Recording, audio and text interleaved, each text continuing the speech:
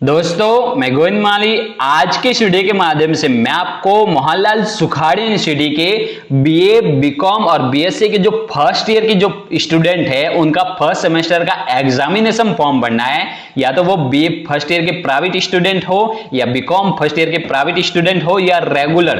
तो दोस्तों उसके लिए आपको सबसे पहले मोहनलाल सुखाड़ी यूनिवर्सिटी के ऑफिशियल वेबसाइट पर आना होगा, जिसकी लिंक मैंने ऑलरेडी चैनल के नीचे दे दी है, जिसकी सहायता से आप डायरेक्टली इसी पेज पर आ सकते हैं।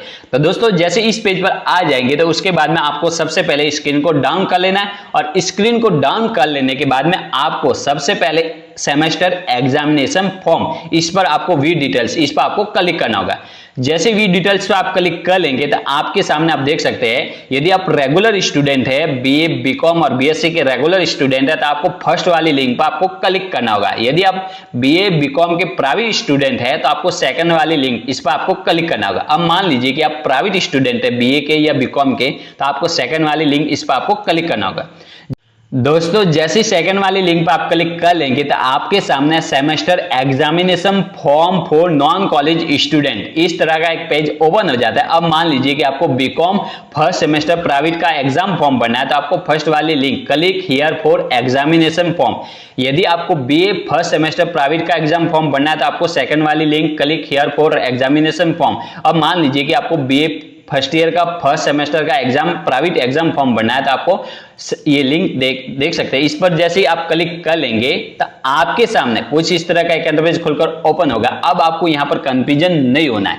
सबसे पहले यहां पर लॉगिन विथ रोल नंबर, यहां पर वो स्टूडेंट लॉगिन कर पाएंगे जिनके फर्स्ट सेमेस्टर, जिनके अगले साल फर्स्ट सेमेस्टर में किसी भी प्रकार की या तो बैग आ गई हो या किसी भी प्रकार के एब्सेंस है, उनको यहां पर क्लिक करना होगा। यानी कि उनको यहां पर रोल नंबर के माध्यम से आपको लॉगिन करना होगा। अब मान लीजिए कि आप फर्स्ट ईयर के फर्स्ट सेमेस्टर के फ्रेश स्टूडेंट है तो आपको सबसे पहले रजिस्ट्रेशन करें, क्लिक हियर, इस पर आपको क्लिक करना होगा। जैसे इस पर क्लिक कर लेंगे तो आपके सामने आप देख सकते हैं ऑनलाइन रजिस्ट्रेशन फॉर्म, यानी कि आपको फर्स्ट सेमेस्टर का एग्जामिनेशन फॉर्म भरने का जो पेज है वो आपके सामने खुलकर ओपन हो जाता है। अब आपको सबसे पहले वेरीफाई योर एबीसी आईडी, यानी कि आपको सबसे पहले एबीसी आईडी को वेरीफाई करना होगा। तो दोस्तों एबीसी आईडी क्या होती है, एबीसी आईडी कैसे बनाई जा सकती है, तो उसका वीडियो मैंने ऑलरेडी बना करके चैनल के ऊपर अपलोड किया हुआ है, जिसकी लिंक मैंने ऑलरेडी चैनल के नीचे दे दी गई, जिसकी सहायता से आप एबीसी आईडी के बारे में पूरी जानकारी और एबीसी आईडी बना सकते हैं।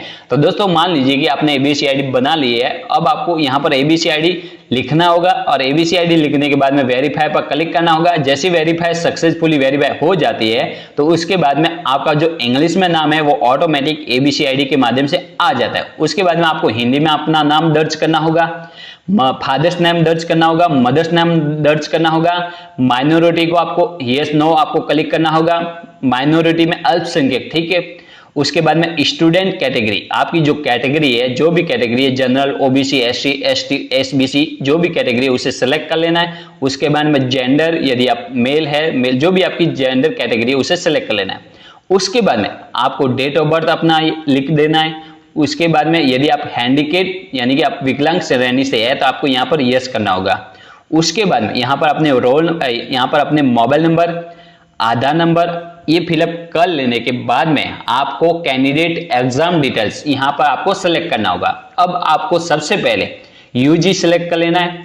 यूजी सेलेक्ट करने के बाद में आपको डिग्री, आपको यहाँ पर हमेशा BA, CBCS, NC category select करना होगा। यानी कि आपको यह देख सकते हैं सीबीसीएस, यानी कि सेमेस्टर का एग्जाम फॉर्म भर रहे हैं तो आपको सीबीसीएस यहाँ पर सेलेक्ट करना होगा। अब मान लीजिए कि आपको बीए फर्स्ट सेमेस्टर का एग्जाम फॉर्म भरना है, आपको सीबीएसई ये सिलेक्ट करने के बाद में आपको अपना सेमेस्टर सेलेक्ट कर लेना है। सेमेस्टर सेलेक्ट करने के बाद में अपना मीडियम सेलेक्ट कर लेना है। मीडियम सेलेक्ट करने के बाद में अपना जो कॉलेज है वो सिलेक्ट करने के बाद में यहाँ पर details of last qualification examination पास, यानी कि आपको 12वीं डिटेल्स यहाँ पर आपको सेलेक्ट कर लेना है। 12वीं का जो क्वालिफिकेशन है, आपको लास्ट क्वालिफिकेशन है 12वीं सेलेक्ट कर लेना है। उसके बाद में बोर्ड का नाम, यहाँ पर 12वीं आपने कहाँ से की है, स्कूल नेम, कॉलेज नेम, यहाँ पर स्कूल या कॉलेज नाम लिख देना है। उसके बाद में 12वीं पास करने का year, roll number, maximum mark, optional mark और परसेंटेज ऑटोमेटिक आ जाते हैं। उसके बाद में 10वीं के रोल नंबर, 10वीं मार्कशीट के सीरियल नंबर और 10वीं पासिंग ईयर,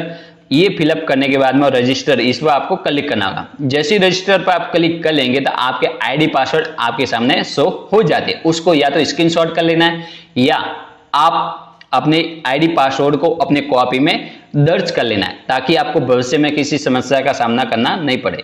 अब आपके सामने आईडी, रजिस्ट्रेशन आईडी और पासवर्ड आपके सामने आ जाते हैं। उसके बाद में आपको वापस लॉगिन पर आपको क्लिक करना होगा।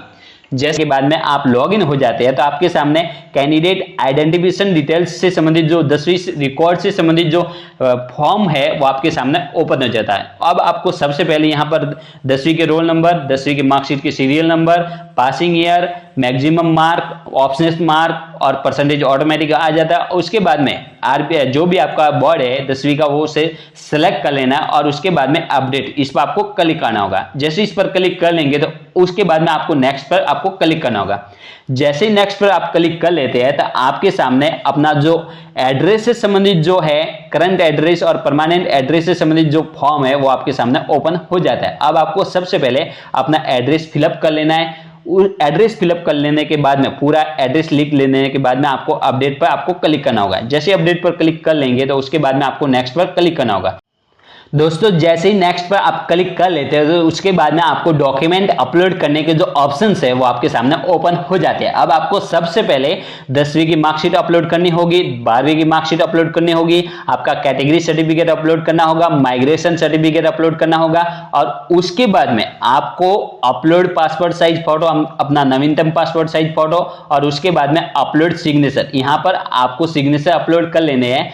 उसके बाद में आपको जैसे ये सब अपलोड कर लेते हैं तो उसके बाद में अपडेट डिटेल्स, अपडेट इस पर आपको क्लिक करना होगा। जैसे इस पर क्लिक कर लेंगे और उसके बाद में आप नेक्स्ट पर क्लिक कर लेते हैं तो आपके जैसे ही डॉक्यूमेंट अपलोड करने के बाद में नेक्स्ट पर क्लिक कर लेते हैं तो आपके सामने एग्जाम फॉर्म से संबंधित जो डिटेल्स है वो आपके सामने खोलकर ओपन हो जाती है। अब आपको सबसे पहले अपने सब्जेक्ट को सिलेक्ट करना होगा। अब आपको सबसे पहले अपने जो 3 सब्जेक्ट है उसे सिलेक्ट कर लेना है। मान लीजिए कि पॉलिटिकल, हिस्ट्री और हिंदी, ठीक है, ये अपनी सब्जेक्ट सेलेक्ट कर लेता हूं। जैसे ही सब्जेक्ट सेलेक्ट कर लेता हूं यानी कि आपको फर्स्ट ग्रुप में से एक सिलेक्ट कर सकते हैं, सेकंड ग्रुप में से एक सिलेक्ट कर सकते हैं। इसी तरह आपको 3 सब्जेक्ट ग्रुप वाइज आपको सिलेक्ट कर लेने हैं। उसके बाद में आपको यहां पर देख सकते हैं कैलकुलेट फीस, इस पर आपको क्लिक करना होगा।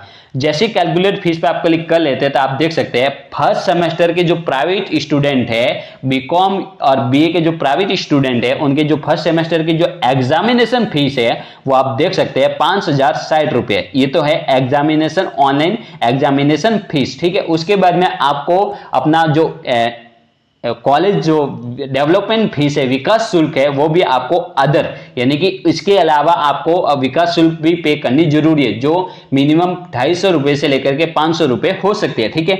अब आपको पेमेंट करना है तो आपको सबसे पहले HDFC बैंक, इस पर आपको क्लिक करना होगा और सबमिट पर आपको क्लिक करना होगा। जैसे सबमिट पर क्लिक कर लेंगे तो आपके सामने आप देख सकते हैं रिकॉर्ड सेव सक्सेसफुली। अब आपको सबसे पहले पे नाउ, इस पर आपको क्लिक करना होगा।